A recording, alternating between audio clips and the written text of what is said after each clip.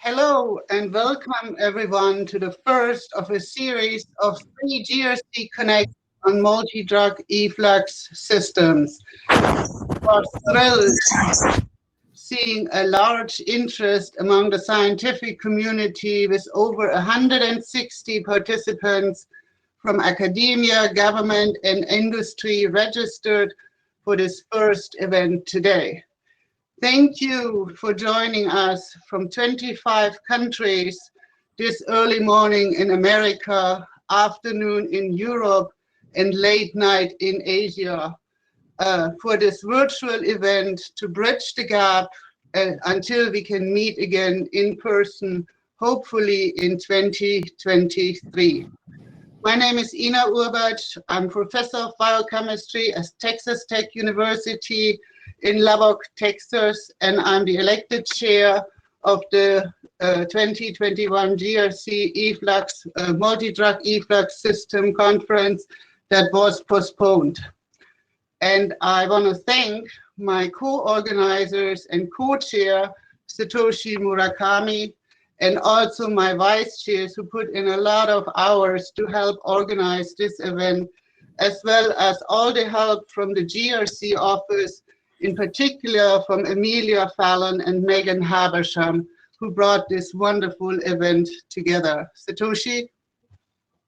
Hi, can you hear me? Hello, this is Satoshi Murakami from Tokyo Tech, Japan. So just quickly, I have learned over the past year that science is also people-to-people activity, and it is only possible when there are colleagues, friends who can work hard together and evaluate each other's achievements.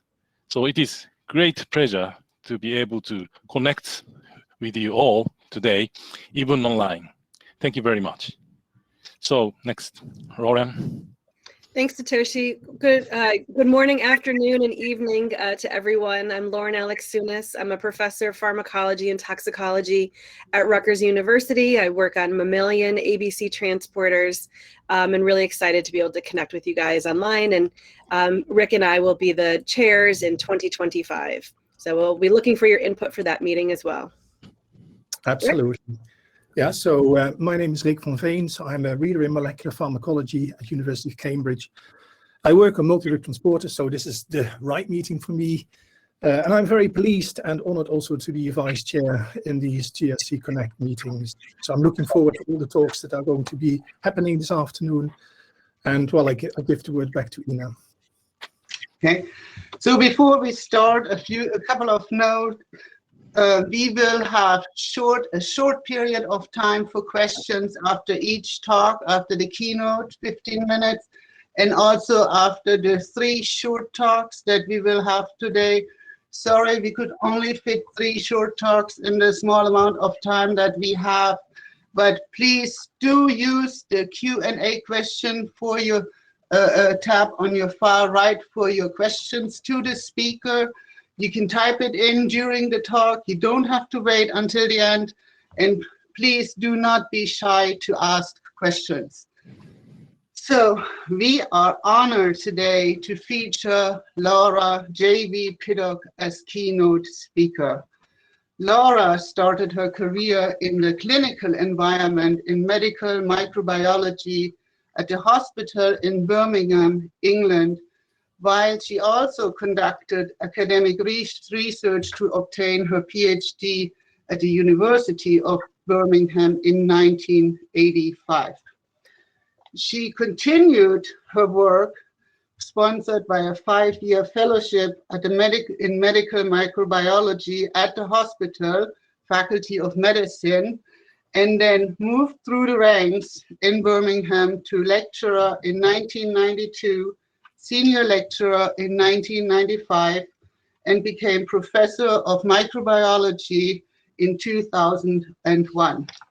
She had appointments as associate dean from 2004 to 2008, deputy director from 2012 to 16, and became the chair in public engagement and director of antimicrobial antibiotic action at the British Society for Antimicrobial Chemotherapy from 2012 to 2017.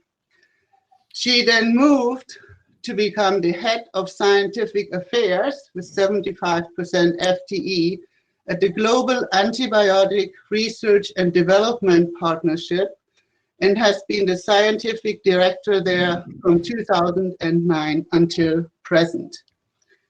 Throughout her career, she integrated her clinical background while she was trying to understand how multi-drug resistance occurs mechanistically. She has investigated multi-drug resistance in clinical samples from patients, from food, and the environment. She has published over 190 original research articles, 50 reviews, invited articles, 25 research papers. It's a whole long list. Also includes policy reports to the UK government or the WHO. She has an H index of 86. She has been always well-funded. Since 2013 alone, she was awarded over £5 million in research grant income.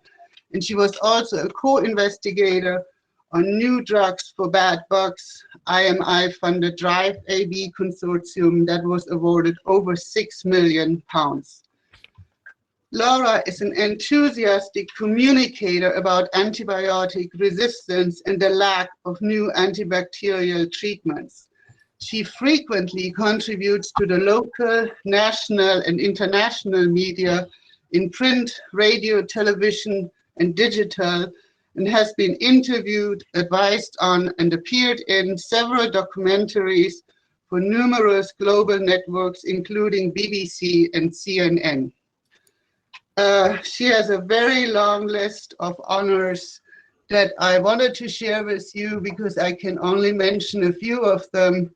She was elected Fellow of the Academy of Microbiology in 2006, President of the British Society for Antimicrobial Chemotherapy 2009 through 12, elected Fellow of the Royal Society of Biology, elected Fellow of the European Society for Clinical Microbiology and Infectious Diseases, Chair, Joint Programming Initiative on Antimicrobial Resistance 2017 to 19, and in 2019 was awarded the Gerard Medal, which I understand is the highest honor awarded from the British Society of Antimicrobial Chemotherapy. So it is really a great pleasure to have her here today, and we look forward to a really great session. Welcome, Laura. Oh, thank you very much. Thank you. And I just want to thank Ina and Satoshi, Rick and Lauren for inviting me to give this presentation today, so thank you. And I want to also thank the GRC organisers and Remo's support, who have just been trying to sort out some of the issues for me, once again, with sharing my presentation. So let's see how it goes. I'll start now. So bear with me, this is going to be a bit complicated. I'm afraid you're going to see it.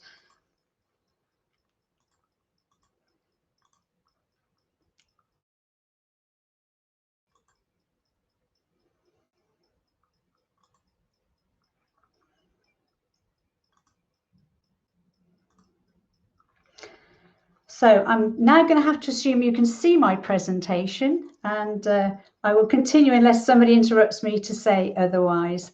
So today I'm here in my role as the Scientific Director of GARDP, and as Ina's just said, I was seconded to GARDP from my university role for 3 years until last December, and since January I've joined them as staff for 80% time. So the Global Antibiotic Research and Development Partnership is based in Geneva, but it is a global organisation. And we're there to, as a not-for-profit drug developer to help advance the discovery and development of new treatments for bacterial infections. So let's put this into context. So what is the real life impact of antibiotic resistance? Well, we're always reading about different types of drug resistance, but which of them really matter? Which of them cause failure of treatments and mean that we have to seek new treatments or alternative treatments? Well, we need to remember that this is a global problem. Drug-resistant infections can affect anyone, anywhere in the world, at any time. But there are certain parts of our population that are affected more than others. So whilst it's been estimated that more than 700,000 people die across the world each year, there's a huge burden for that in populations such as babies and children. We also need to note that unlike COVID, where deaths are reported for many countries, we actually only have an estimate for the number of deaths by drug-resistant infections because very few countries report these properly. And in fact, the World Health Organization, WHO, are now gathering mortality data as through their GRC scheme. So we look at the two maps on the bottom of this slide here, you can see that I've highlighted the prevalence of drug-resistant infections, particularly carbapenem-resistant Acinetobacter baumannii, CRAB, or those by third-generation cephalosporin-resistant E. coli. These are real problems in many parts of the world, and they're problems because it means that there are few drugs that are available and can be used to treat those infections. So that means some countries are bearing a greater burden of drug resistance than others. So GARD-P's vision is that all infections are treatable for everyone, everywhere. So not just a few countries where it may surprise you that often a new drug is only available in less than 10 countries. We would like to see that change and that the drugs that are needed are available equitably throughout the world. So our mission as an organisation is to bring together the public and private sectors to develop new treatments. And we view ourselves a little bit like a very long train where we add the carriages that fit through the different parts of the pipeline. But we know as a not-for-profit, we cannot do everything. We are not a large pharmaceutical company and we're not a funding organisation. So we focus on bacteria on the WHO priority pathogen list, particularly those in the critical priority. We focus on diseases and populations that are disproportionately affected by drug resistance, and most of our work is on late-stage clinical development and how we're going to make the drugs accessible. So this is what we would call the ecosystem within which we fit. And on the top, in the dark blue line, you can see a pipeline going from discovery and exploratory research, preclinical, clinical development and access, and GARD-P's involvement with the white bars. As I've just mentioned, most of our work is on clinical development, and then we're spending a lot of time at the moment on really working through how to resolve the access issues, not just making things accessible, at how you manufacture them, where you manufacture them, distribution. In pale blue are all the different funding agencies that fund the different parts of this pipeline. And at the bottom, indicated small companies, large pharmaceutical companies, and generic drug producers. So this is where we all fit into the pipeline. So I'm going to spend a few moments now just going through the clinical programs, priorities, and achievements as of this March. Pretty much the same as of today. So our newest program is the Serious Bacterial Infections Program. And this is to accelerate the development of new treatments to address bacterial infections in those that are in hospital, in particular for where there's limited or no other treatment option. This is a collaboration with the small company Venatorix Pharmaceuticals to co-develop cefepime taniborbactam. So that's a beta-lactam, beta-lactamase inhibitor combination. And that's been developed for treating CRE and CRPA infections.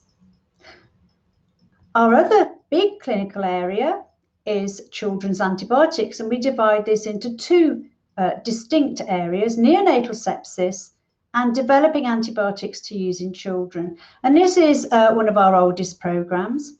So we have several aspects to this. So it's not just about accelerating the development of new treatments, but it's also improved treatments for drug-resistant infections in children, particularly sepsis, i.e. bloodstream infections. So we have finished a global study on more than 3,000 babies with sepsis, where we've looked at the antibiotics that have been used in them and the drug resistances in the bacteria that are causing their infections. We've done a safety evaluation of fosfomycin in babies, and we've already had agreement from the regulatory authorities for a paediatric investigation plan for polymyxin B. And importantly, that would be where GRP is the sponsor. And then picking up on the work on cefepime taniborbactam, we would be working on the paediatric program once the adult activities in the first program, serious bacterial infections, are complete. And for those of you that aren't aware, you can't do studies in children and babies unless the drug has first been approved for use in adults. And then our third program is on sexually transmitted infections. And this at the moment is focusing on gonorrhea. And this is a partnership with a different company, Entasis Therapeutics. And this is to develop a topoisomerase inhibitor. This one targets GIB. And we're currently carrying out a global phase 3 clinical trial where GARD-P is the sponsor. And we are recruiting patients in the United States, the Netherlands, South Africa, and Thailand. So many of you here today are not clinical researchers or even clinicians. So I thought I'd focus now on two programs that I lead and have people working with me on, both within GARD-P and with our wider network with collaborations and partnerships. So the first is our Discovery and Exploratory Research Program. And you may ask yourself the question, why do we have this when we're spending most of our efforts on clinical programs? So I'm going to take a few moments to give you the background to why we think this program is essential. So firstly, what do we know about direct acting small molecules, so antibiotics, that target those critical priority pathogens? So on the right-hand side here of this slide, I've shown a snapshot of some information that was published a couple of years ago from the WHO review of the 2019 antibacterial agents in clinical development. So this is looking at the right-hand side of the pipeline. And from our own in-house review of that data, you can see that the majority of drugs are of an old class and therefore an old target. And there was only one that was of a new chemical class with a new target. Subsequently, their preclinical development program was introduced, and this is the drugs that are not yet had any trials in man. And you can see that it's a slightly different picture. So whilst there were 6 new drugs that were of an old class for an old target, there were 6 of a new chemical class for an old target, but now we have 5 of a new class for a new target. But there were very few chemical classes again that were new and against new targets for CRAB or for CRE. And some of you may be aware that the WHO published only a couple of weeks ago their updated preclinical and clinical development pipeline. And whilst there's a lot of novelty preclinically with lots of different approaches now, such as monoclonal antibodies or antivirulent small molecules, there are very, very few direct acting small molecules against these 2 critically important pathogens. So we believe it's really important that GARD-P tries to fill that gap. And this is a big thing for GARD-P. It's one of our big strategic decisions, is that we will only work on areas where others are not. So it's really important we're filling gaps. So we wish to build a portfolio of new chemical entities.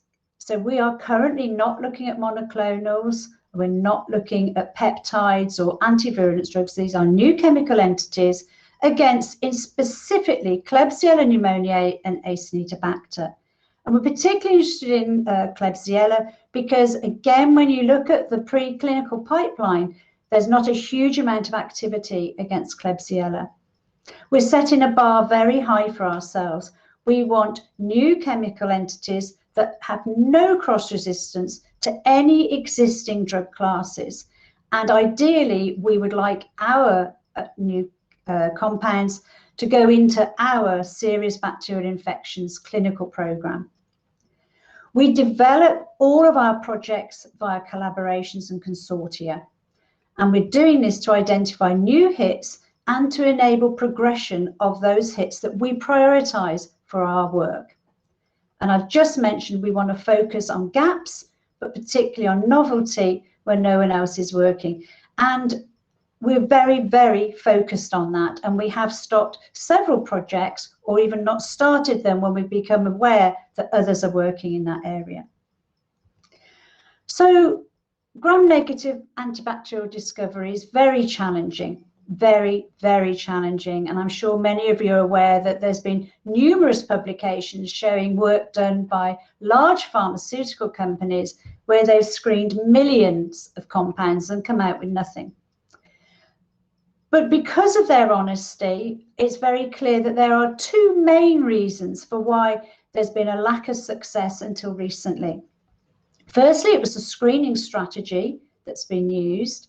And secondly, the properties of those compounds that are in the libraries that were screened.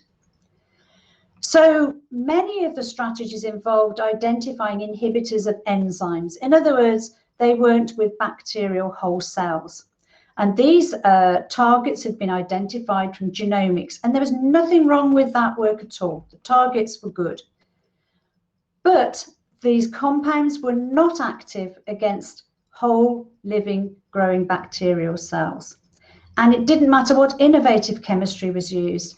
For many of these programs, this could not circumvent these problems. The second issue is where intact bacterial cells were used, they were frequently mutants, such as an E. coli that lacked Tol-C, for instance, or a mutant, or maybe even a Staph aureus.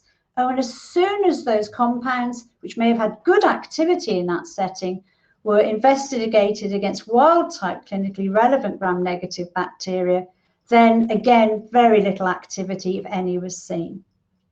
And then the third issue was most of the libraries being used were not designed for antibacterial activity, and there's insufficient chemical diversity or inappropriate chemical space for looking for actives against bacteria. I'll come back to this in a minute. But I just want to labour the point here. The issue for gram-negative bacteria is making sure that these molecules can get into the bacterial cell, and as importantly, making sure they stay inside the bacterial cell.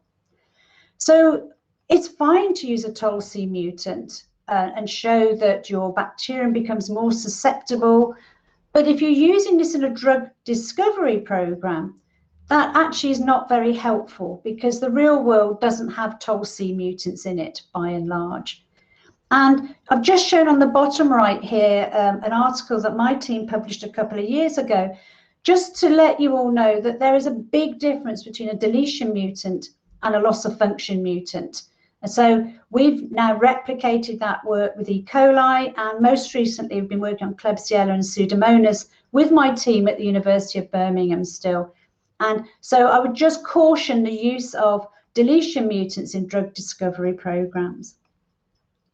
So coming back now to the chemical space, what do I mean by this? If we look on the top left-hand side, there's some data from several years ago now where we're looking at the molecular weight of a molecule and how hydrophilic the molecule is. And the pink dots show the approved drugs, antibiotics in particular, that have activity against gram-negative bacteria. And you can see they tend to be less than 500 Daltons, and we're within quite a region of space that's hydrophilic. And we've known this for decades, starting with Hiroshi Nikado's seminal work. If you look at the typical screening libraries, that have been investigated, you can see there's not a lot of diversity in that area. You can compare that to data from academic work that's been done, seeing a lot of diversity, and one could say, well, why hasn't that led to many new drugs? The main problem there is often they're natural products, and often these are toxic. And toxicology screens, you're looking for, say, red blood cell lysis, has not been built into the program early on.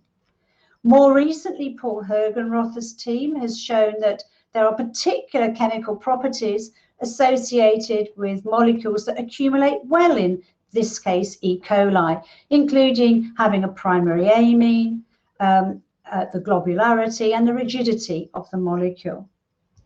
So what we've been doing at GARD-P in our strategy is twofold: the assays we use and the chemical libraries. So we are doing all of our screening with bacterial cells. We're doing it in a 384 well capacity, and we've used just a very slightly adapted UCAS methodology, which they use for microbroth dilution. The only adaptation is to go from 96 well to 384. Our screening is starting with extensively drug-resistant bacteria. So we have a Klebsiella, an Acinetobacter, and a sensitive control strain of Klebsiella, and we validated this with over 20 antibiotics and derivatives. But our hypothesis is that if we bias this towards looking at compounds from libraries with the sort of antibacterial properties that we know are more likely to allow these molecules to stay within bacterial cells, we have a better chance of having some hits that we can then look for to develop into drug-like molecules. And we're doing quite a lot of cheminformatics to expand diversity and explore new chemical space and libraries. So just to remind everybody that the research and development sort of is a funnel. So you can start off with thousands or tens of thousands, millions of compounds, and you then get some hits, go to lead op, and it just gradually reduces the number of compounds. So I'm just going to talk about the top of this funnel and what we've got so far at GARD-P. So this is what we would call our hit identification cascade. We've used two facilities for our screening. Early on, we did some work with COAD, but most of our work has been with Institut Pasteur Korea, IPK.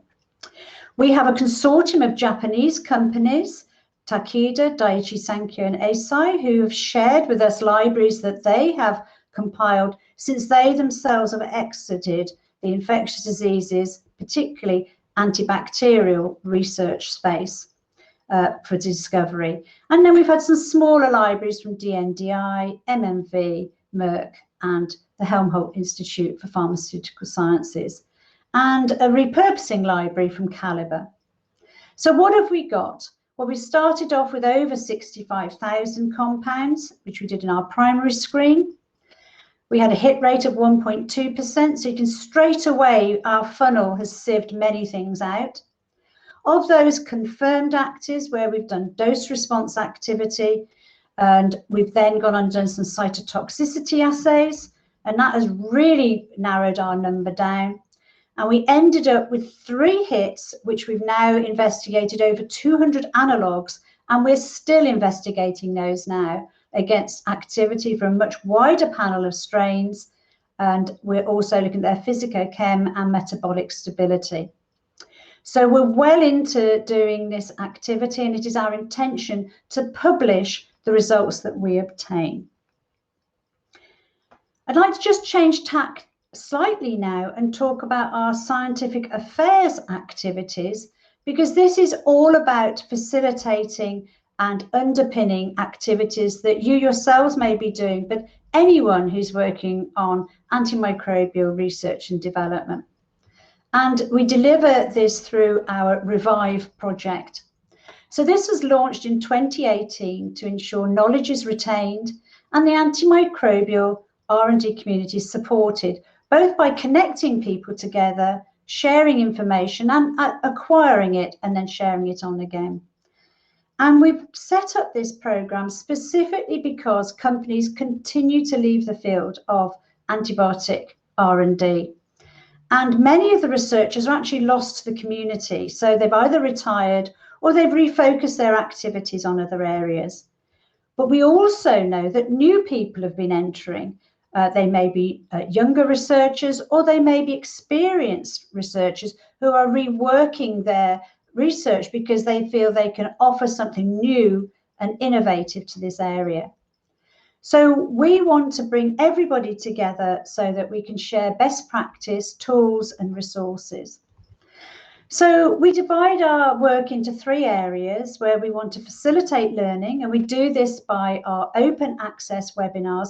Everything we do is free. We don't charge anyone for anything. You can get this at any time, anywhere in the world. And we also co-develop a conference with the British Society for Antimicrobial Chemotherapy. That's held annually now and will be virtual again next year, as well as workshop and symposium. I'll show you some examples of all of these in a minute. We're particularly keen to connect people from academia, small companies, big companies, to clinicians. We think it's really important everybody is aware of the other people that contribute to getting drugs to those that need them. And we share knowledge with viewpoints, and we have an encyclopedia. So in terms of our webinars, these are just a few. You can see all of our webinars, all of the recordings at this link shown here. Our webinars are done live with a live Q&A. We also record everything, so if it's not a convenient time zone, you can pick them up at your own convenience. And these are just some examples here so that you can see the breadth of the different topics. So we may cover things on efflux or assays for measuring accumulations, such as shown in the top middle here, or we may talk about how to go do your preclinical research so that you get some approval to go and test it in man, or non-traditionals, a variety of different topics. Our webinars are watched worldwide, and as of our most recent webinar, we've now held 39. Many people register. Many of those attend live. We have approximately half our registrants are live, and we monitor how many then pick up afterwards, and majority of people definitely watch at a different time zone. We've had some very large webinars, and we're really pleased that we've got attendees from all over the world. Clearly, I'd like the whole of the world map to be blue, so that's something we're working on. The conferences, symposia, workshop and boot camps, we have appeared and worked with various organisations to have joint activities, particularly CARBEX, the Novo Repair Fund, JPI AMR and the Wellcome Trust, and our little group, which is an informal group, we've just been joined by the AMR Action Fund. So we'll be co-organising all these activities next year as well. We have, as I've just mentioned, our own conference, the Antimicrobial Chemotherapy Conference, and I'm really pleased to tell you that next year the guest country will be India. This year the guest country was Germany, and we will be moving this around the world every year. Viewpoints, a variety of topical activities. We tend to, it's not formal publishing, but we do have an internal review process, and we're able to respond very quickly. So we were one of the first to talk about secondary infections, co-infections in patients with COVID, with drug-resistant bacteria, and the overuse of antibiotics in patients suffering from COVID. And we try and make these topical so they allow people to see some of the new and emerging viewpoints and opinions, and indeed approvals as they come through. Our antimicrobial encyclopedia is an activity we launched last autumn, and this is a very rapidly growing activity. So if you look on the left-hand side here, this is how it's currently presented, and I'm well aware that this may look a little dull to some of you, but our website Revive is currently being revamped at the moment, so it should look a little bit more flashy in the coming months. But basically, if you don't know what an acronym or an abbreviation means, you can type it into the search there, or you can search for it in the box below. So I've just done API here, active pharmaceutical ingredient, and that would take you, if you look at the top arrow, to the definition on the right-hand side. But also when you go into this card, you can see that there's links to resources on the definition, and then there's tags to elsewhere within the encyclopedia. The back end of the encyclopedia is supported by a large library, which also includes all the viewpoints, all the webinars, and anything else we can think of that would help somebody looking for information. And we're currently developing an antimicrobial R&D roadmap. We have experts that work with us, 122 at the moment. We're adding new people all of the time. I'm sure some of you here today are familiar with Jessica Blair, who works on Efflux. So she has worked with us, and indeed she's done a very short video for the encyclopedia describing the definition of Efflux. And we have them from a variety of countries, and we look forward to welcoming some of you as experts in the future. A variety of organisations and societies work with us, 72 so far. These include some of the societies that you're very familiar with, including the American Society for Microbiology, and what we would call umbrella societies such as FEMS, which has got over 50 member societies in Europe. And although the map doesn't look quite so good as that for webinars, our umbrella societies do give us quite broad coverage across the globe. And again, we're continually fostering new collaborations. So I'm going to end now just running through the GRC pipeline very quickly. And it is shown as a pipeline with the titles at the top here, from discovery research, which I've given you a snapshot through. I'm sorry I haven't had time to talk about our antibiotic potentiator project or our natural products project, but hopefully I can do that on another occasion. Our disease areas that I've mentioned, and then the activities that we're doing throughout the area.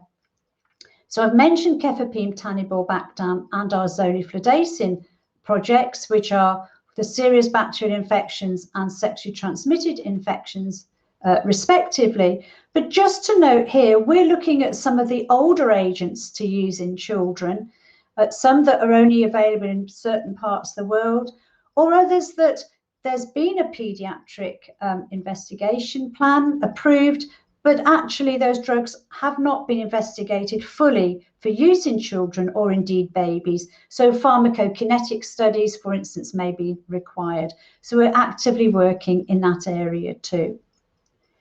So I will end my presentation now by first thanking the two organisations that established GRC, the World Health Organization and Drugs for Neglected Diseases, DNDi, who also incubated DNDi for the first couple of years. And at the top are the current funders of GRC. These are predominantly national governments, including the UK, Germany, Japan, South Africa, and the Netherlands. And I really hope that more will continue to support us. So thank you very much for listening.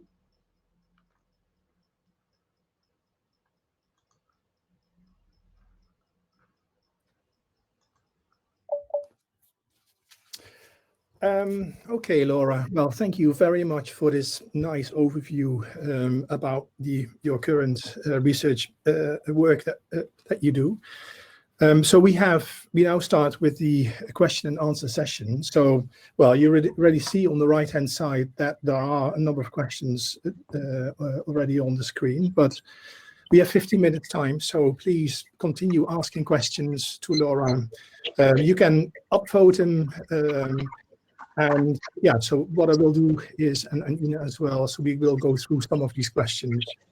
I should say, if there are too many questions for Laura, then Laura will also be available later on at the table discussions. Yeah? So you can also ask her questions directly if we don't have enough time to deal with all the questions on the list.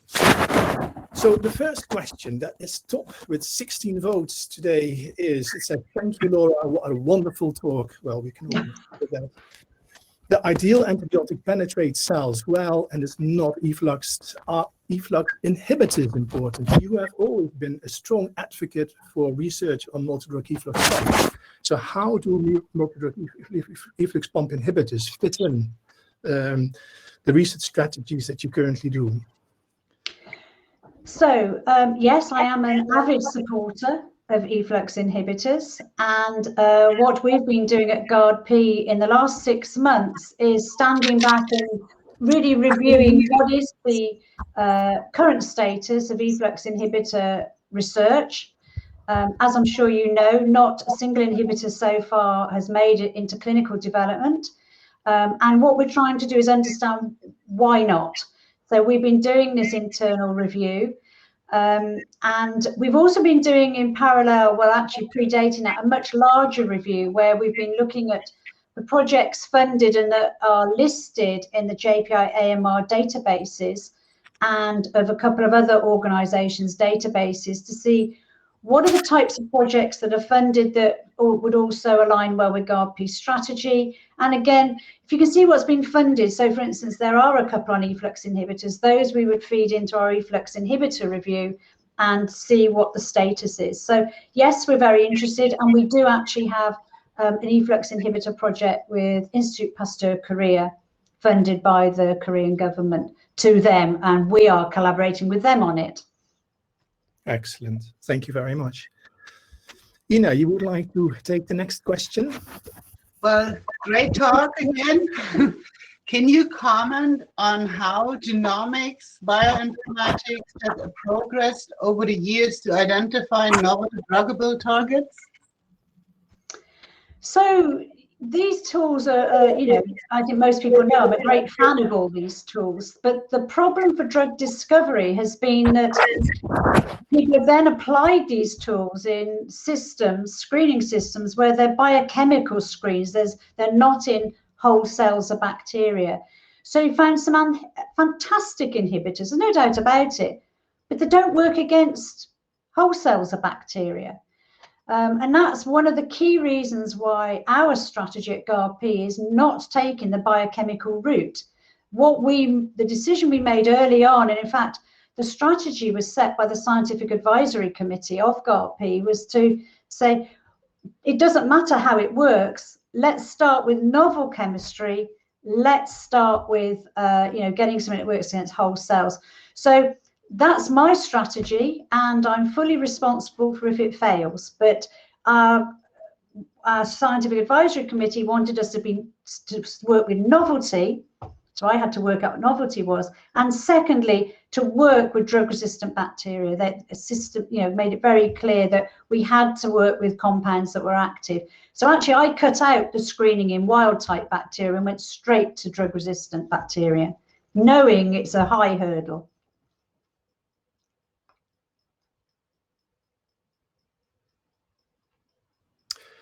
Okay, excellent. So another question is about GRP. Somebody asks here, does GRP have its own lab spaces? And another person asks, so who are your major academic collaborators in your drug discovery pipeline? So can you tell us a little bit more about GRP? What is it actually? Is it an organization? Is it an institute?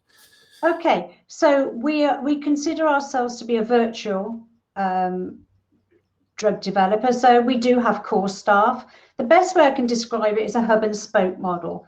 So we have core staff throughout the world. Many are focused in Geneva, but increasingly, many of us do not live in Geneva. I've never lived in Geneva, and neither does our R&D director or our external affairs director. In fact, she lives in Boston in the US. So we are a global organization. We have this hub and spoke. So we identify partners, collaborators, we bring together and start consortia who then work with us to do our activities.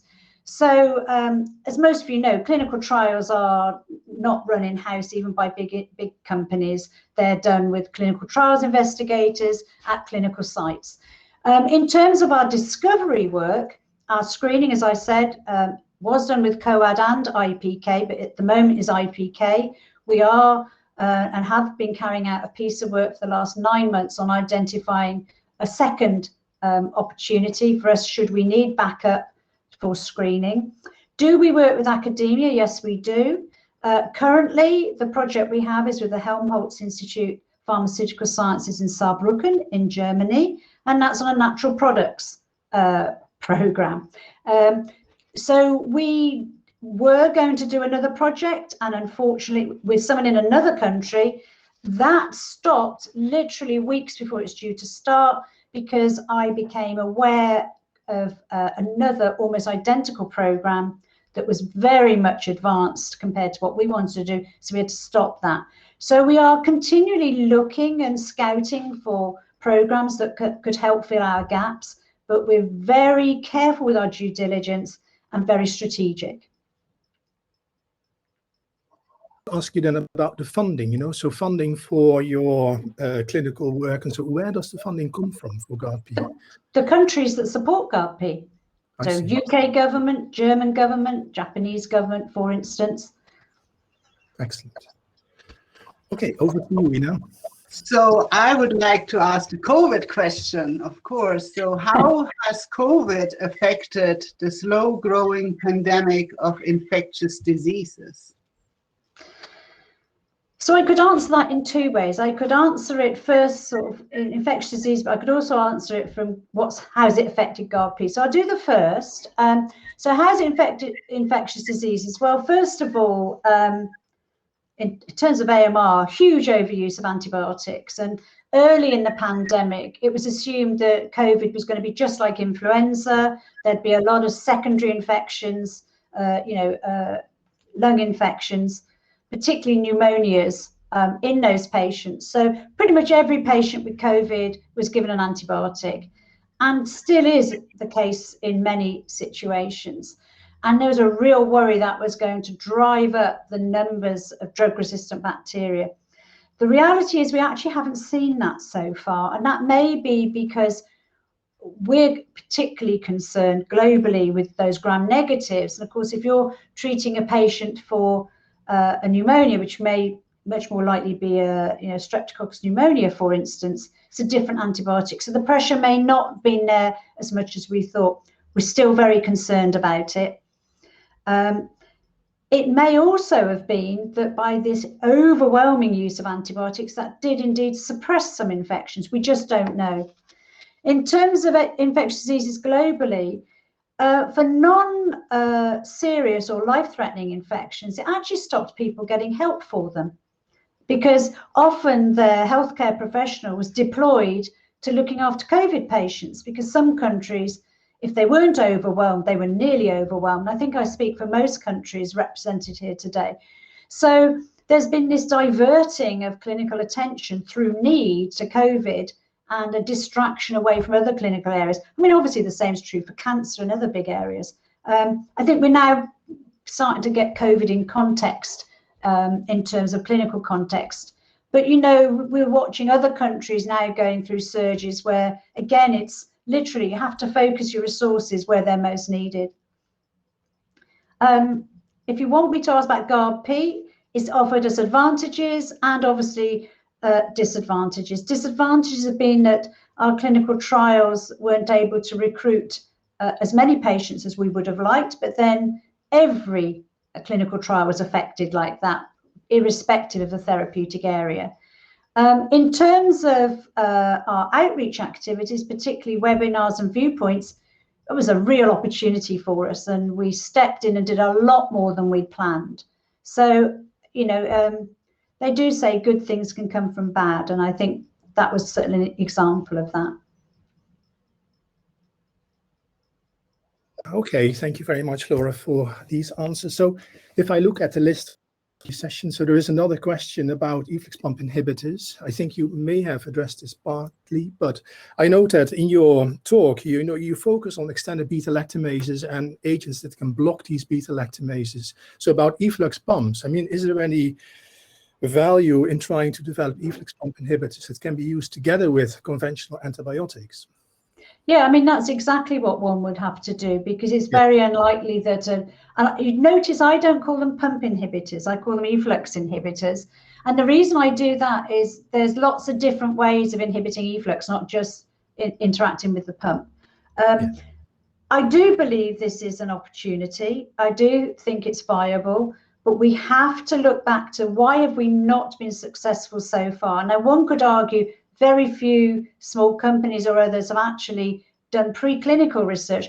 There's been a lot of activity in academia, but that's so early and so basic that, as was revealed to me recently at another conference, they'd got many compounds that behaved as they wanted them to behave, but they'd not done any experiments to see whether they lysed red blood cells. And this is a key experiment for efflux inhibitors, because we know that efflux inhibitors often look chemically detergent-like. And that's an absolute non-starter. So I would say that if people want to move their interesting compounds further into the possibility of making them become a future drug, they do need to tackle this really early on in their program. Yes. Yeah, there's another person who actually mentions that one of the problems with efflux inhibitors could be that they also target efflux pumps in mammalian cells. So when you do your drug screening, should you not also look at the effects of drugs on mammalian cells, not just Yes, bacteria? of course. Yes. Yeah. So what we do at GRP, whether it's an efflux inhibitor or anything other screen, because we don't know when we're screening what the mechanism of action is. So we do the cytotoxicity is red blood cells and a mammalian cell line. And we do that before we get any analogs. Exactly. Okay, Ina, you have any other questions? Do you also check what the effects of the efflux inhibitors might be on the pharmacokinetics of drugs?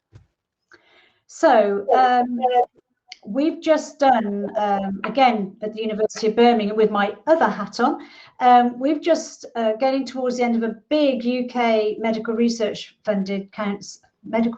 council funded study with Alistair McGowan at Southmead Hospital, where we've actually done PK/PD studies with efflux inhibitors and an antibiotic. And we have then looked at the emergence of resistance or the suppression of resistance, suppression of population. So we have, but we haven't yet published that work. I may be able to present it in my keynote at ECCMID in July. I'm hoping to, because my keynote there is all on efflux.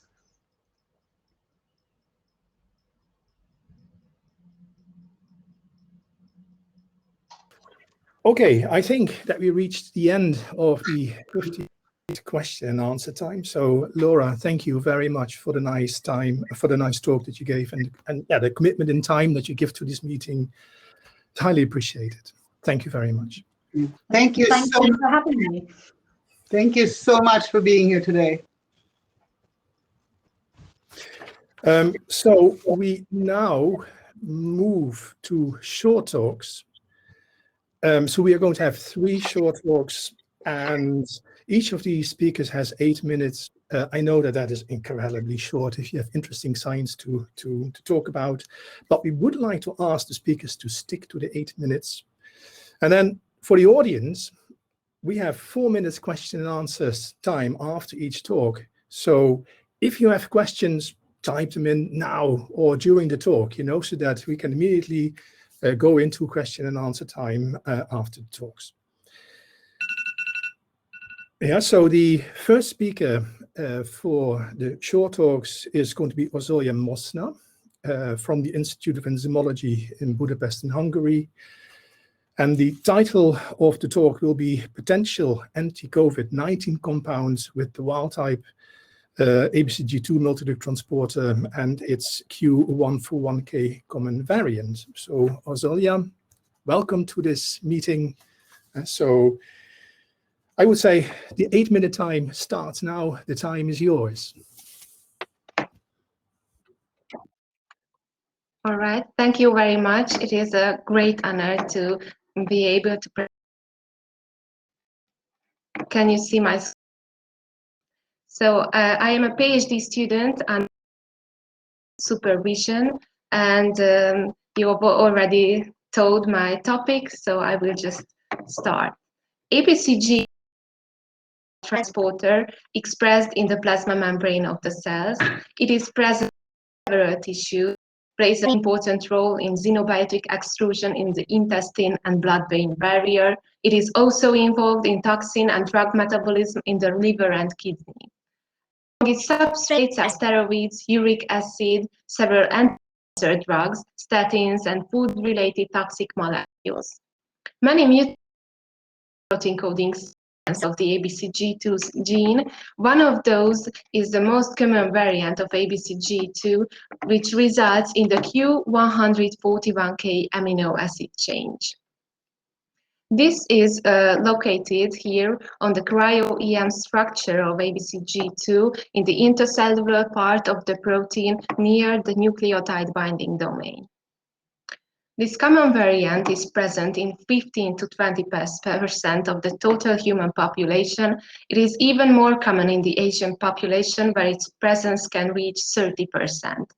It was associated with both hyperuricemia and disease, and several genome-wide associations showed effects of this amino ABCG2 protein are well described. It results in lower protein expression, trafficking problems to the plasma membrane, and also reduced transport function can be linked to this variant. Early on the COVID-19 pandemic, several drugs were proposed to treat those infected with SARS coronavirus 2. Among these drugs were anti-malarial drugs, chloroquine and hydroxychloroquine, anti-parasitic drug ivermectin, inhibitors used to treat HIV, lopinavir and ritonavir, a viral RNA polymerase inhibitors, remdesivir and favipiravir. The goal of our major project was to examine the possible interactions of these repurposed COVID-19 drug candidates with key human multi-drug transporters present in major tissue barriers, and wanted to raise awareness about these possible interactions. So the transporters we examined were ABCP1 or pre-glycoprotein, ABCG resistant pump, and ABCC P1 exporters. And also Chila-Latska's group examined these interactions on uptake transporters OATP2B1 and 1A2. The underlying 4 drugs showed an inhibitory effect on ABCG2 in our experiments. And the results I'm showing to you today is what effect these 4 drugs had on ABCG2, and not only on the wild type, but also on this common variant, the Q141K. To examine this possible inhibitory effect, we used HeLa cells stably expressing ABCG2, the wild type and the variant, and fluorescent Hughes dye extrusion assay performed in live HeLa cells. This is a flow cytometry-based assay, and cells were incubated with the Hughes dye and concentrations of protein.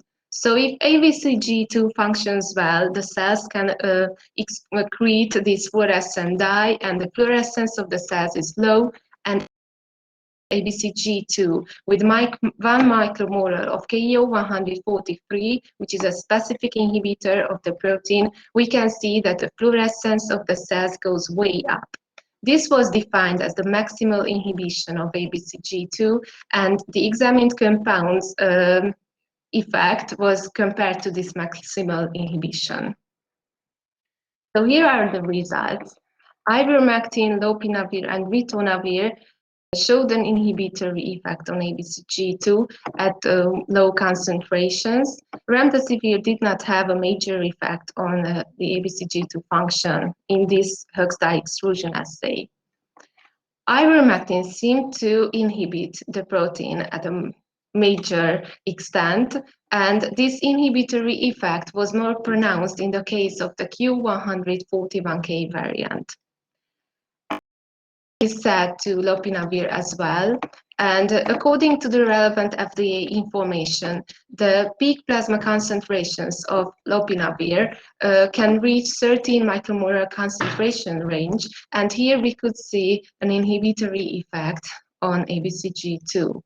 While ritonavir does not reach such a high peak plasma concentration, it should be added that it is usually applied with lopinavir.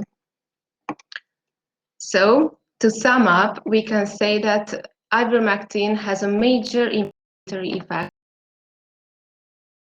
and this effect is more pronounced in the variant we examined. Lopinavir and ritonavir also showed an inhibitory effect on both wild type and the Q141K variants, while we couldn't see an inhibitory effect in the case of. We suggest that drug-drug interactions of other ABCG2 substrates should be considered in the case of and lopinavir. Our results call for a personalized drug treatment, since this transporter function may be affected to a larger extent in the presence of this very common Q141K variant. So with this, I would like to thank my supervisor, Balázs Sarkadi, and our colleagues, Agnes Stelbis and László Homaya. And again, it is a very great honor to be a presenter here. Thank you for the organizers, and thank you for your attention. Well, thank you so much for a talk that was well maintained in focus and in time. Much appreciated. You actually spoke very fast. You have a minute left. So from your paper that was just published, I know you did a lot of different essays. You focused here on just the Höchst Efflux assay. So we do have a question in the chat. Which other assays did you use, and did you also measure ATPase activity? Yes, but I present the project. This was a collaboration with other people in our group, but I prepared a slide to show you the results published in our paper. So here, I hope you can see, is the inhibitory effect of the tested drugs on PGP or ABCB1, MRP1, ABCG2, and the OATP uptake transporters. So there were ATPase and also cellular, other cellular assays. So ivermectin and lopinavir seem to inhibit PGP at quite low concentrations, which could be clinically relevant. And ivermectin also inhibited ABCG2, and lopinavir, ritonavir, and remdesivir seem to inhibit the OATP transporters examined. So what consequences do you then predict could long-time treatment with these drugs have on patients? Well, we just did our part. I think considered, and of course these drugs are, as to my knowledge, not maybe except remdesivir in COVID-19. So we just wanted to raise awareness about the possible problems these inhibitors could cause.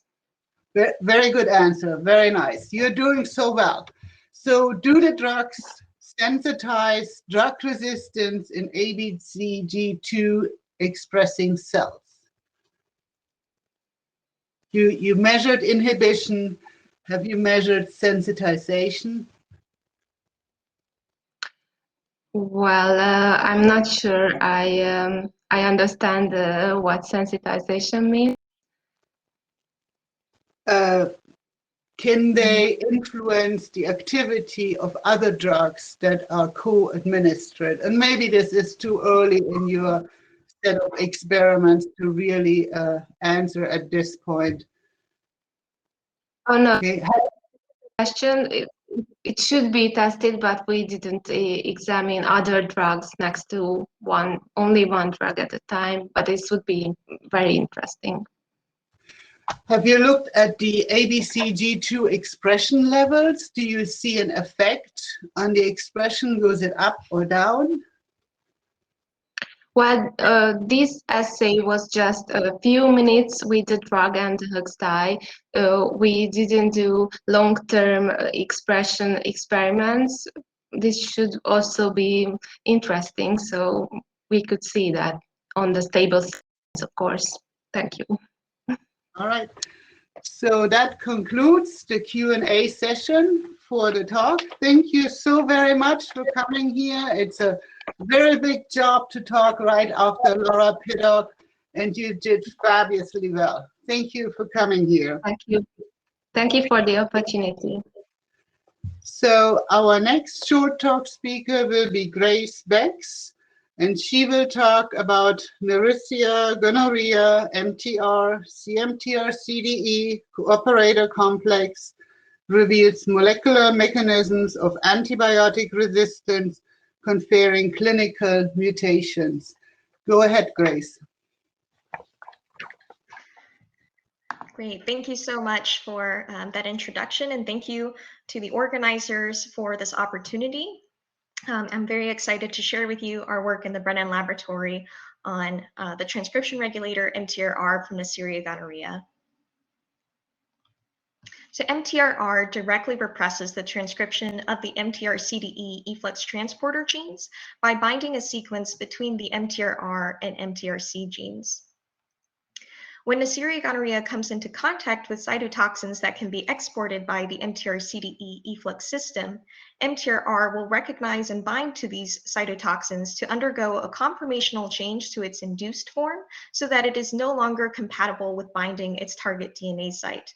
This allows for the transcription of the MTR-CDE genes and then the expression of the MTR-CDE efflux system, which can then export these cytotoxins from the bacterial cell. So there are two key aspects to the molecular function of MTRR, including its cytotoxin sensing abilities and its ability to recognize a specific DNA target site. MTRR is commonly mutated in many multi-drug resistant strains in Neisseria gonorrhea. Thus, we have conducted a series of biochemical and structural studies to better understand the molecular function of MTRR. We previously studied the cytotoxin sensing abilities of MTRR, and you can read about this in the Journal of Bacteriology. And we solved the structure of MTRR in its induced form. MTRR is a functional homodimer. This is showing the homodimer of MTRR with each subunit shown in purple and in blue. MTRR has a C-terminal ligand binding domain, as well as an N-terminal DNA binding domain that includes a helix-turn-helix motif. More recently, we have been interested in understanding the DNA binding mechanism of MTRR. The MTRR binding site had been previously identified by a DNase protection assay, and I'm highlighting here that binding site in blue. This red base pair denotes a base pair that is commonly deleted in multi-drug resistant strains of Neisseria gonorrhea. So to understand the DNA binding mechanism, we solved the structure of MTRR in complex with the MTR-CDE operator. And we observed that the DNA recognition helix, which is helix 3, inserts into adjacent major grooves of the DNA, which adopt a B-like conformation. And we observed essentially the same contacts for each half site of MTRR. Helix 1 dips down to allow residue T11 to make contacts with the phosphate backbone, which is also contacted by residue H50 from helix 3. And here I'm showing the van der Waals contacts between the protein and the DNA as black dashed lines, and the hydrogen bonding contacts as red dashed lines. Arginine 44 makes a base-specific contact here to these YPG motifs within the DNA operator. In addition, residue T43 makes contacts with the phosphate backbone, as well as a base-specific contact to this thymine base. This thymine base is also contacted by G45, which then also contacts the subsequent adenine base. Y48 makes both direct as well as water-mediated contacts to the phosphate backbone. It also makes T-shaped pi-pi interactions with the DNA bases. And then the final contact here is made by tryptophan 49, which makes hydrogen bonding contacts to the phosphate backbone, as well as T-shaped pi-pi interactions with the DNA bases. So here at the bottom of the slide, this is showing the sequence that we used in our crystal structure. And here I've highlighted each MTR-CDE half site contacted by MTRR in gray, and the specific bases contacted by MTRR are highlighted in yellow. In addition to understanding the specific contacts made by MTRR to the MTR-CDE operator, we wanted to show the specificity and binding affinity for this MTRR-MTR-CDE operator interaction. Thus, we performed a fluorescence polarization-based DNA binding assay in which we tag our oligoduplex of interest with a fluorophore. As the protein binds to this oligoduplex, the light given off by the fluorophore becomes increasingly polarized. Thus, we can measure this change in polarization as a function of protein concentration to determine a dissociation constant. The lower the dissociation constant, the higher the binding affinity. And we measure a dissociation constant for the MTR-CDE interaction of 50 nanomolar. We also included a control, which was the EMRAB operator from E. coli, and observed effectively no binding between the protein and this operator, confirming the specificity of the MTR-CDE operator interaction. We also generated a series of mutants to confirm the importance of the contacts we observe in our crystal structure. And we asked our collaborators in the Schaefer laboratory to then transform gonococcal strains with some of these mutants, which include several mutants within the DNA binding domain of MTRR. And they observed that these mutants did indeed confer antimicrobial resistance to the antibiotics erythromycin, as well as the clinically relevant antibiotic azithromycin. They also observed increased antimicrobial resistance to the antimicrobial peptide polymyxin B. So now that we have established the importance and in vivo relevance of these different interactions that we observe from our crystal structure between the MTRR and MTR-CDE operator, and that we've solved structures of MTRR in both its induced and DNA-bound conformation, we can draw some conclusions as to the contribution of common mutations found in these multi-drug resistant clinical isolates of Neisseria gonorrhea to antibiotic resistance. And so we performed in silico modeling as well as our DNA binding assay to study these different clinical mutations, including A39T, which is located on helix 2 of the DNA binding domain. And in silico modeling reveals that this mutation can allow for hydrogen bonding to the backbone of helix 2, here in our DNA bound form, which is shown in green, and in our induced form of MTRR shown in blue. Thus, this could rigidify the DNA binding domain, preventing conformational changes for DNA binding. Furthermore, if we include this in our DNA binding assay, we observe about a 3-fold decrease in binding affinity. When we model G45D into our MTRR DNA-bound structure, we observe this mutation results in significant steric clashes between this residue and the neighboring residues, as well as the target DNA. It also introduces a negative charge that can repel the phosphate backbone of the DNA. Thus, when we include this mutant in our DNA binding assay, we effectively see no binding to the DNA. Unfortunately, we cannot draw many conclusions from our in silico modeling for the D79N mutation, and this is because this mutant is located on the loop between helices 4 and 5, which is poorly modeled in our structures. However, when we include it in our DNA binding assay, we see that this mutation has a significant effect on both the specificity and the affinity of the MTRR DNA interaction.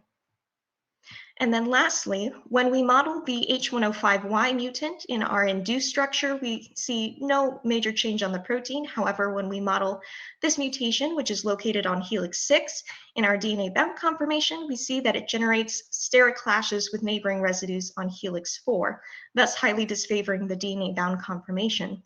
And indeed, when we include it in our DNA binding assay, we see over a 10-fold change in binding affinity, as well as a significant effect on specificity.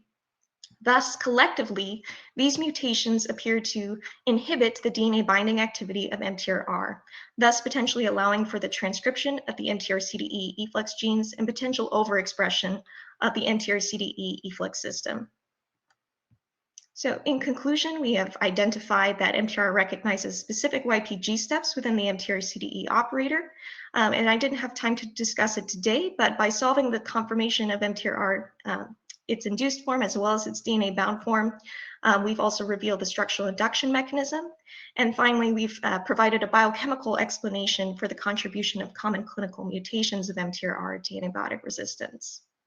With that, I would like to thank members of the Brennan and Schumacher Laboratory, in particular Dick Brennan for his oversight of the project, Grace Hooks, who performed some of the DNA binding assays, Mathia, who performed some of the initial crystallization of the induced structure, Maria Schumacher helped with data collection, and then lastly, our collaborators in the Schaefer Laboratory at Emory University who performed all of the in vivo work that I showed. So thank you all for your attention. I'm happy to take questions.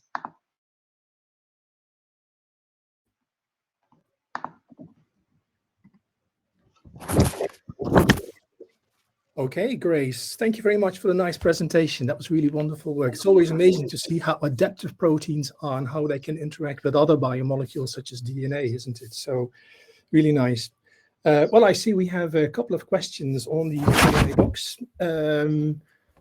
Well, one that received a number of votes is, what do you know actually what physiological inducers are of the R&D pump, and do they interact with MTRR?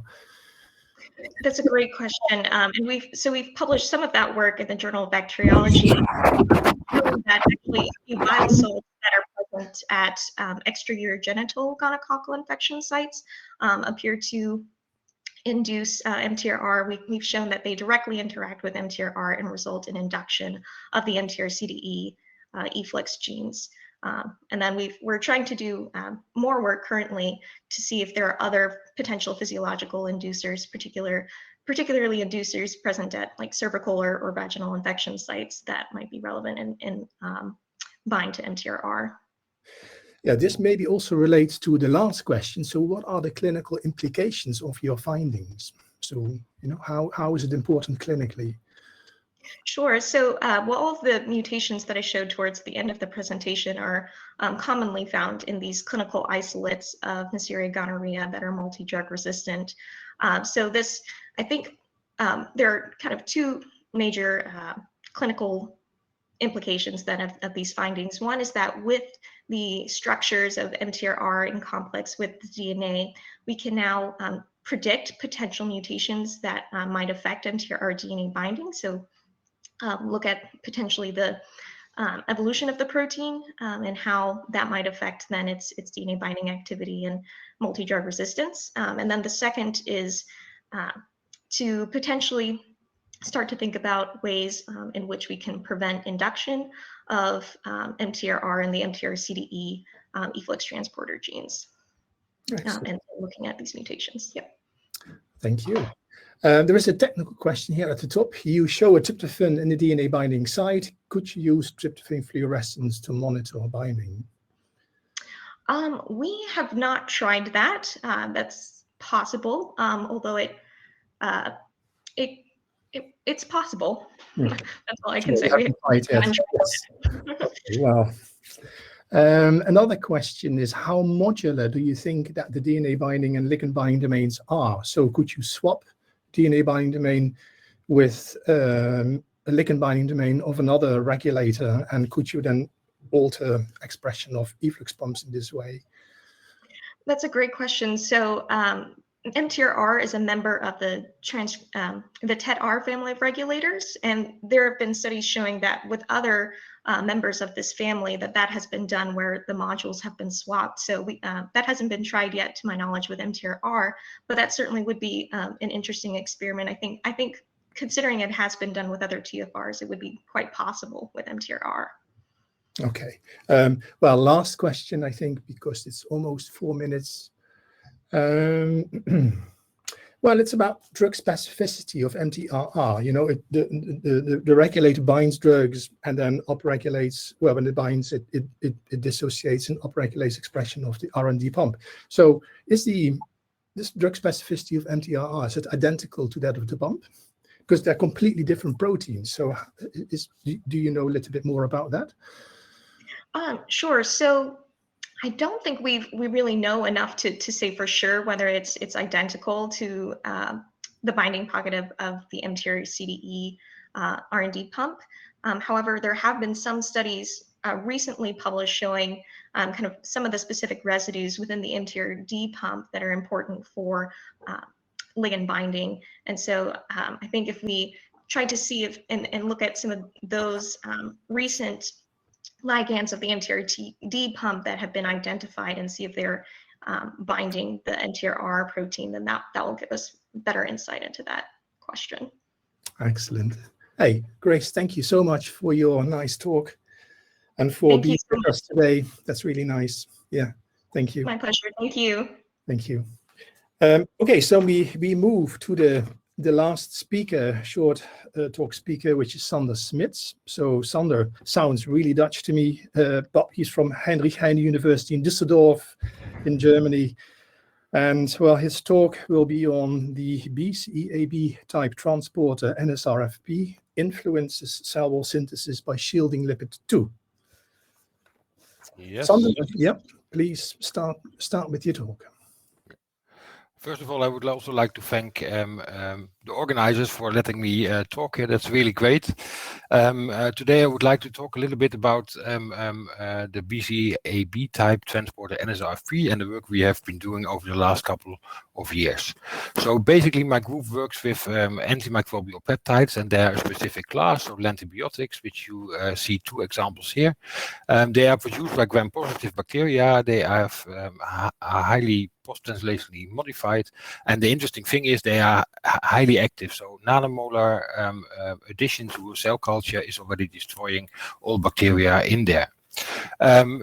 For us, what is nice is that niacin is genetically accessible, so we can make a lot of mutants. And within the group of antibiotics, more and more sequences are known which could encode for antibiotics.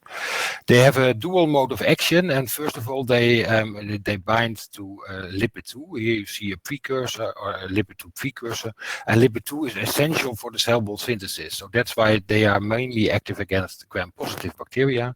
But this is really the Achilles heel of gram-positive bacteria, so when they bind, their growth is inhibited. If there is enough of these peptides around, they actually also form a pore, and thereby the cell simply dies. And these dual modes of action and the availability of different kinds of sequences out of genomes make them athertic candidates for novel antibiotics and for medical purposes.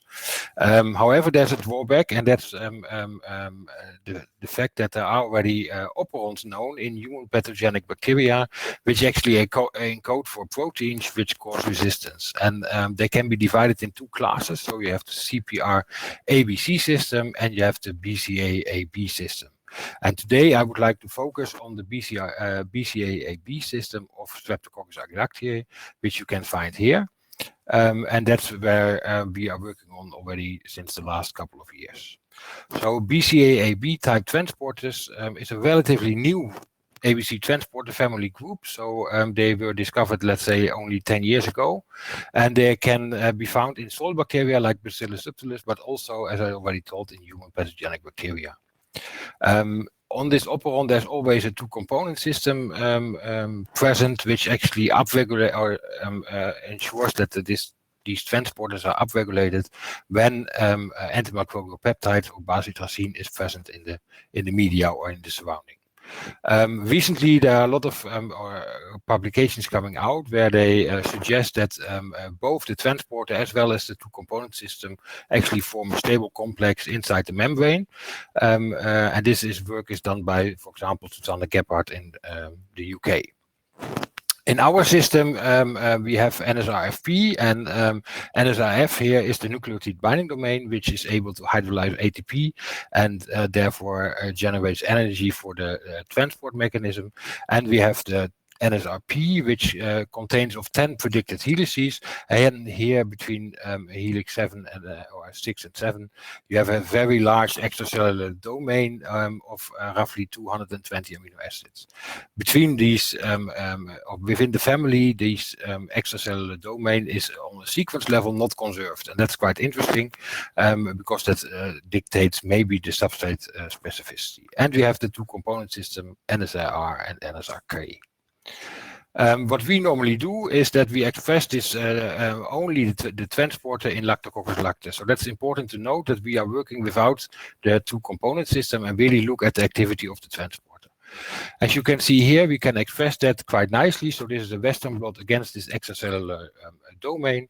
And we can also express a mutant. And this is an HA mutant. And for those people who are not in the field of ABC transporter, this is a mutant where ATP cannot be hydrolyzed.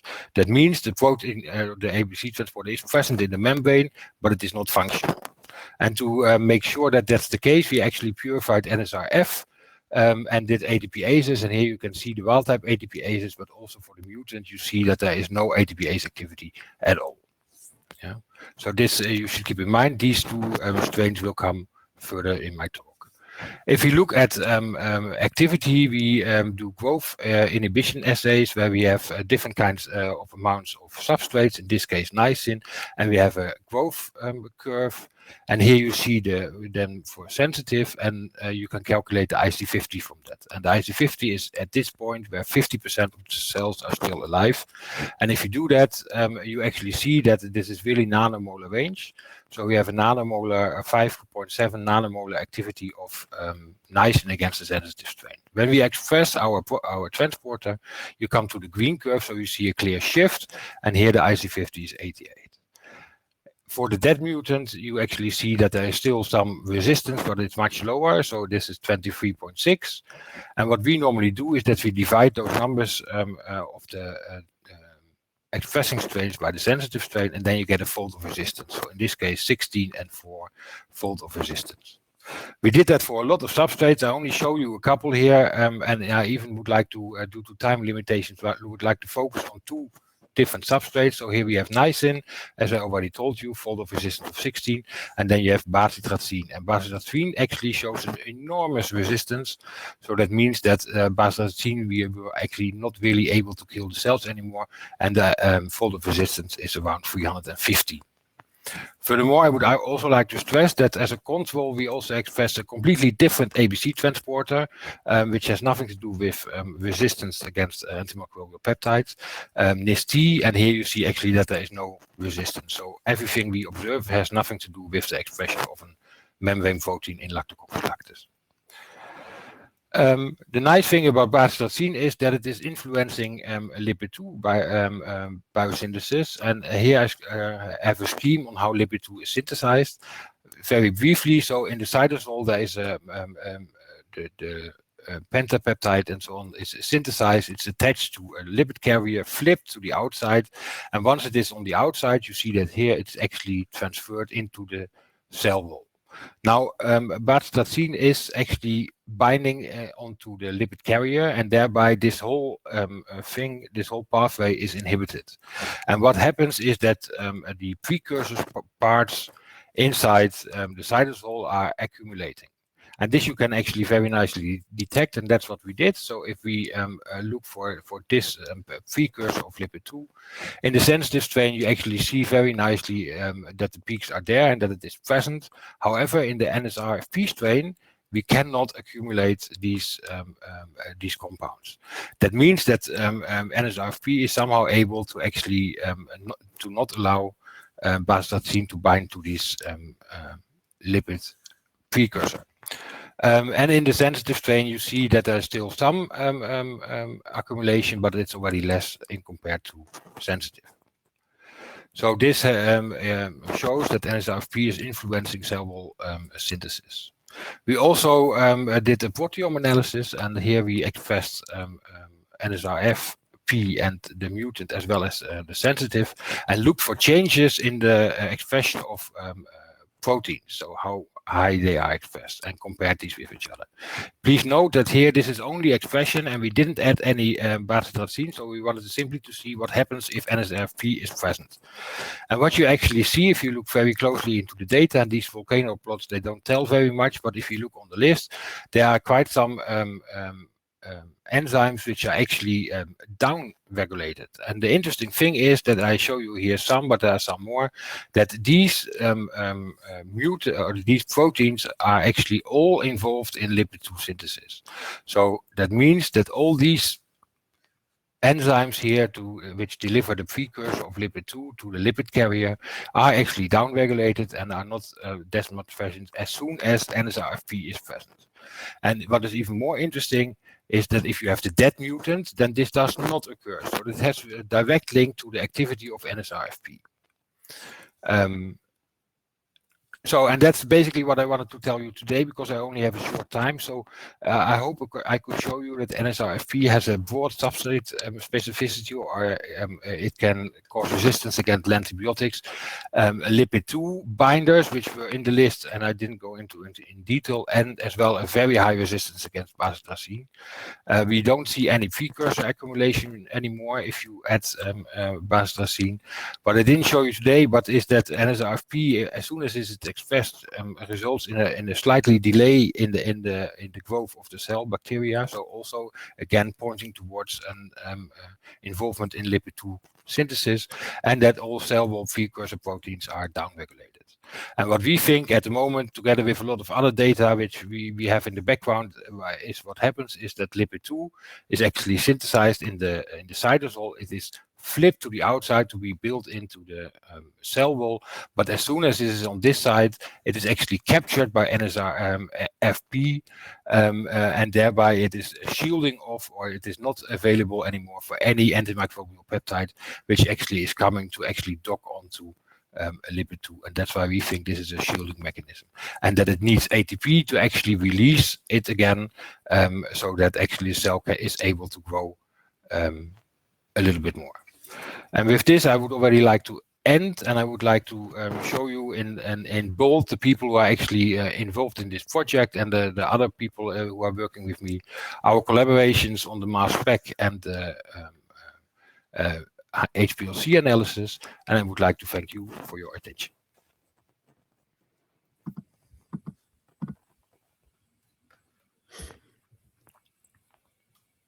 Okay. Sander, thank you very much for the nice talk. Yes, was I in time or not? Absolutely, you were perfectly fine. So really nice, really nice. So let's have a look at the Q&A box. Okay, one question that is relatively high up is, you have this interesting model about how the transport protects lipid 2 by binding to it, but the other explanation could be in a multi-drug transporter GRC is it actually transports bacitracin out of the cells, and then it wouldn't bind to magnesium bactoprenol. And so it would actually then not prevent dephosphorylation of bactoprenol. So what can you say about that? So could it be an efflux pump for bacitracin? Yeah, so that is what is normally shown, normally shown. So the first publication actually showed, okay, it's effluxing because they found bacitracin in the supernatant of the media. That is true. However, I have to say that normally then it is not showing any resistance against niacin, which goes to lipid 2. And this is something special actually for our system, that it actually also shows resistance against niacin. So I don't personally think that it is actually transporting it off. That is it's not really clear. So it can also be that it actually only recognizes the complex of bacitracin with UPP, and then it cleaves that or releases that again back into the media. Yeah, that might be. I'm simply a bit skeptical if you would get such a high resistance that we see if it is a simple efflux mechanism. Yeah, or simple, but niacin could actually be substrate as well, right? So I actually give resistance to both bacitracin and niacin. Yeah, I think the key lies in the extracellular domain, because that is really sequentially on a sequence level completely not conserved, and I think there might be the substrate specificity. So there is a question here about the presence of these BCE-AB type ABC transporters in gram-negative bacteria. So is there any evidence for that, or is it really restricted to gram-positive? I haven't found any in gram-negative bacteria. Okay. There was a question about the H2O2A mutation. Where is it located? Yeah, so that is actually located within NSRF, so in the nucleotide binding domain. And this histidine is crucial for ATP hydrolysis. So if you mutate it out, ATP can still bind, but it cannot be hydrolyzed anymore. I see. Okay, there was a question about what are inducers of this system. That is actually niacin. So we know from Streptococcus agalactia that as soon as we add a sub-lethal amount of niacin, you see the expression coming up. So you can do by Western blots, you really see over time points that then the transport is getting upregulated. We did not do the experiment with batocin. That is something that is on our list. Yeah, and as soon as we have access to the lab, we will do that. So there was one last question, will be the last question. So is any other enzyme involved in further ferrying of the peptidoglycan precursor from NSRFP to the growing chain? So when the transporter binds the precursor, what happens next?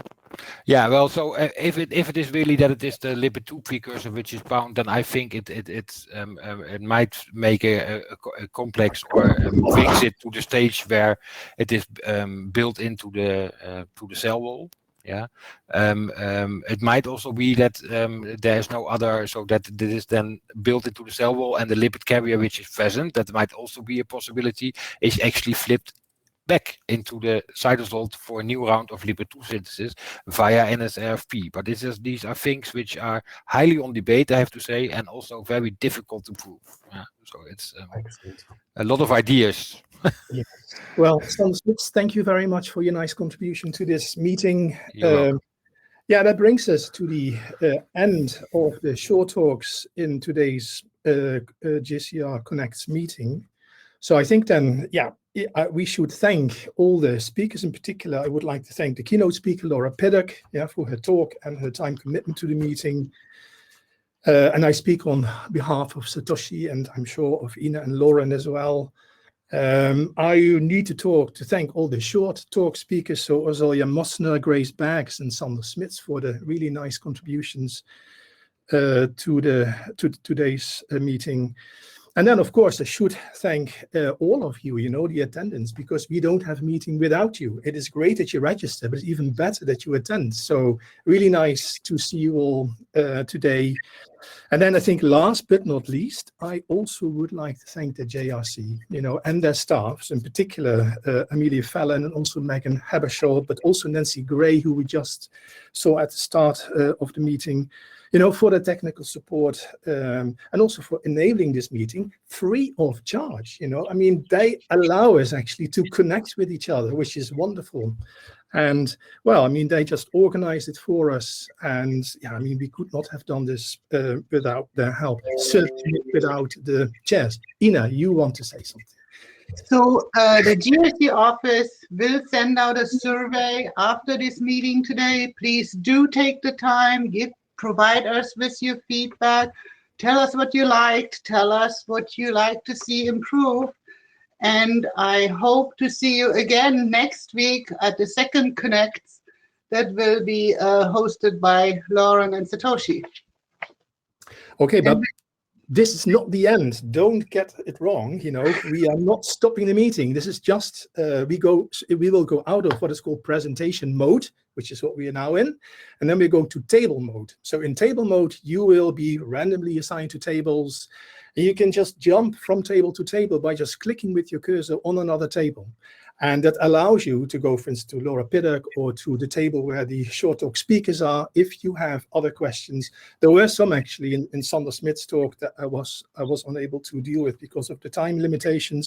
So you will have the opportunity to talk to these guys and continue the discussion. And also, yeah, the idea of table meetings is networking. We haven't seen each other for a long time in this COVID period. So this is a nice opportunity to say hello to each other. Yeah, so, well, that's it for today in terms of talks. So I thank you all. And so we will move to the table discussions now.